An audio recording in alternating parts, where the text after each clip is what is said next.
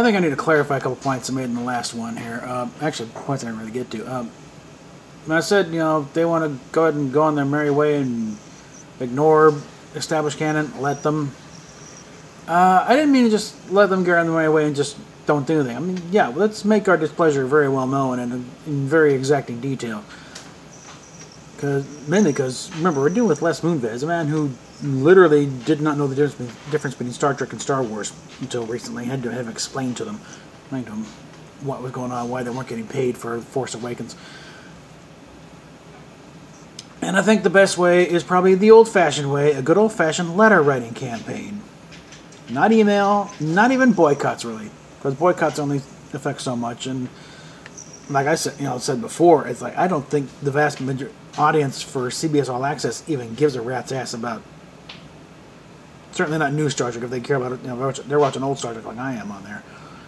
They're watching The Good Fight, which is actually a decent show. If they shows they actually know what they're doing, and other stuff like that. They don't care about the stuff. They're watching it for other reasons. They're watching old Gunsmoke reruns. Brady Bunch. Because a lot of it's old Paramount stuff they never got on CBS, which is kind of weird. But a letter writing campaign, snail mail, that's going to get their attention, and it's going to annoy the hell out of them too, because somebody has to physically open up these letters, read them, and let somebody know what's coming in on them. And so, like I said, in the old days, we all had the address memorized. Paramount Studios, 5555 Melrose Avenue, Los Angeles, California, 90038. Or 28. Oh. I can always look this up. It doesn't matter. Because we're not going there anymore. The new address. In the corner here, down here. I'll put the link down, or put the address down the bottom. CBS headquarters, 51 West 52nd Street, New York, New York, 10019. If you want to throw in Les Moonves' name on there, fine. But the old rules still apply here. Do not put Star Trek on the outside the envelope. Otherwise, it'll get shoved off to the production office, and you'll, instead of your angry protest letter reaching somebody who could make a difference, you'll get a autographed picture of Saru in the mail or something, which isn't quite what you're after. No, you want this to get on somebody's desk who can actually, who isn't necessarily suspecting anything. And again, you put Les Moonves, or even go in the website to check out for any details on the business. Don't go to CBS.com. That's all the... it's CBScorporation.com. That's the business site. But, yeah. Don't put Star Trek on the outside envelope.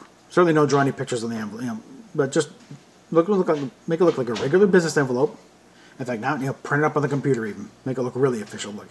They'll have to pay attention to it. By the time they open up and realize what it is, too late. They've got it open. They've got to deal with it. And also... the old rules still apply now more than ever. Be polite. Be businesslike. Don't go on any rants. Starting your letter off with "Dear Fathead," or it's not going to get anywhere. It's going to go straight in the file. Straight into the file. And try to keep the emotionalism out of it. Try to say very businesslike and why this doesn't work. Why canon is important, to the overall integrity of the show. If you don't have an established canon and follow it, then the show has no integrity and it falls apart, and it's just useless fluff. And nobody's going to want to follow that or invest in it, or certainly not going to buy the merchandise for it. Because that's where it's where it's hitting them is the bottom line, and nobody's wanting to buy the toys. That's why they're getting canceled. Because these licensees, they know how to do basic market research, and they know no one wants to buy this crap. That's why they're not putting it out. The only stuff that's really coming out is like Eagle Moss, and that's very low volume, pretty much build on demand. And Anovos, they're doing 3D printed stuff for the most part. It's the only ones they produce are the ones that people order. So it's very low overhead. They might have one or two on hand, but for the most part, they're not keeping big stocks of these things. So it's not, that's why it's also $9,000, to get one of these things through a Novos, that big enterprise of theirs.